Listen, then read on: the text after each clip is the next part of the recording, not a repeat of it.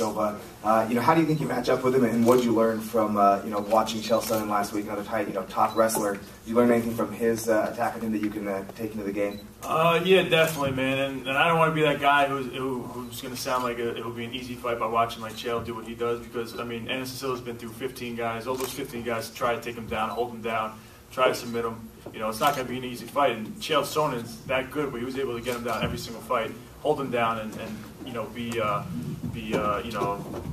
good in that position. Thanks, bro. And so I follow that blueprint. I got the length with Anderson Silva too, so he's not going to be able to play outside too much on me. As soon as he comes in, my takedowns are pretty good. I'll get him down, and I think, I really do believe I can submit him and finish him. I really think I can. So we'll see. And for Francis, it looked like Carlos in that first round when he was trying to get you with that choke, that he kind of exhausted himself after he couldn't get it. Did you feel any of that, and did you kind of feel the tide kind of turning right then when he couldn't get that choke? It's sure. Carlos de Mola have a lot of problem on when he take me in the guillotine choke. It was hard, but hard mental. I trained hard for escape of the guillotine choke on that on very happy.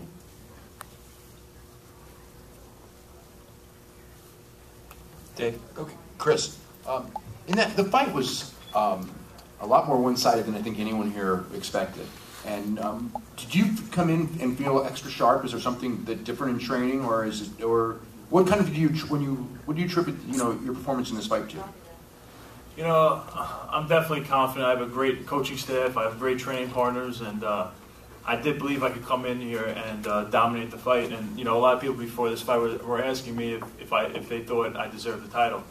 And I was like, I don't want to be one of those guys who are just calling out Anderson Silva. There's like 6 of them right now doing it, and now I'm that guy too. But I was like, I want to make a statement in this fight and make it blatantly obvious to everybody that I'm ahead of the pack. And that's what I tried to go out there and do. And that wasn't an easy thing to do against a guy like Mark Munoz, who's ranked 3rd in the world and as good of a fighter as he is. So, thank God that I was able to do that. It wasn't easy, but I just want to thank my coaching staff, man. Longo works that elbow with me all the time, the right elbow, and I never knew if it would actually, be something I'd do in a fight. And guess what? It's freaking happened. I can't believe it. And obviously, you mentioned full training camp, and the last fight you kind of took a very late notice. Difference-wise, how do you kind of compare how you felt in the cage and how you felt coming into the fight with Damian Maia? That fight was probably the worst experience of my life, but I learned the most from it than from any other fight. I lost 32 pounds in 10 days. I was, being fair to myself, I was probably at 10 to 20%, and I was able to find a way to win. Even if it was an ugly way, I found a way to win against a top guy in the world like Damian Maia. That guy went 5 rounds with Anderson Silva, So, that fight, as bad as it was, as far as, to the crowd from an outside view, I learned a lot from it. It actually gave me a lot more confidence, that I was able to beat a guy in, an empty tank, really, And Chris, you talked about, the number of guys that are calling out Anderson Silva right now, and obviously out of those guys, you're kind of the newest one, the youngest and the least experienced. So how do you think you make that fight happen? Was the performance enough? Chael obviously made the fight happen in a very interesting way with his talking and that sort of thing. Do you see yourself going that route where you have to challenge it, or do you just sit back and hope whatever happens, happens? Yeah, I'm a pretty laid back guy. My wife wouldn't say I am, but I think I am. But I don't know. I'm not gonna be. Yeah, I'm not. I can't pull a Chael Sonnen. That guy's a gifted man on the mic. I can't even pretend to be like that guy. I'd love to be that guy, but I can't. But so I'm just gonna be myself, and I'm gonna try to really make it happen in the cage. But if afterwards I feel like I really deserve a shot. This is now 5 straight in the UFC. I beat 2 top 5 guys. David Maia was 5th, and now he was 3rd at that time. So I feel like I did put my dues in.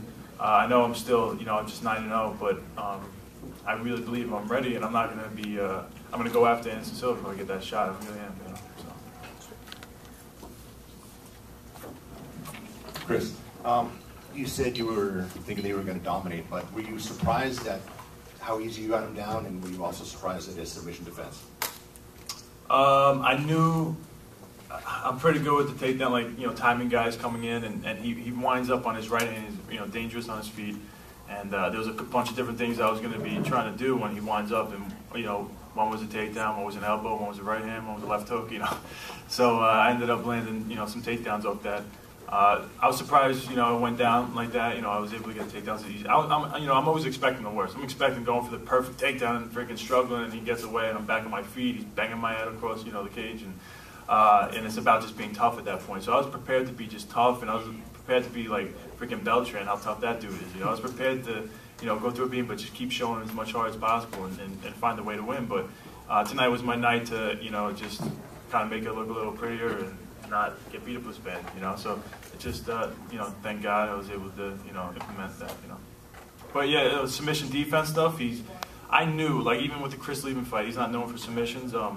With the chokes, Munoz kind of respected the chokes a lot. He would go straight to his back to defend, which is actually a really good defense. So I worked a lot of different things with John Danaher, Matt Serra. You know, that no-arm guillotine, the high elbow guillotine where I step over the mount. I actually really almost had it at one point, and he stayed calm, and I don't know, I was a little off with it. I think I was a little high up on the arm, but you know, I was still able to keep position.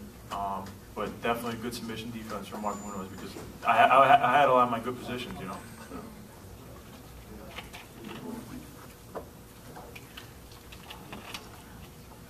Any more questions?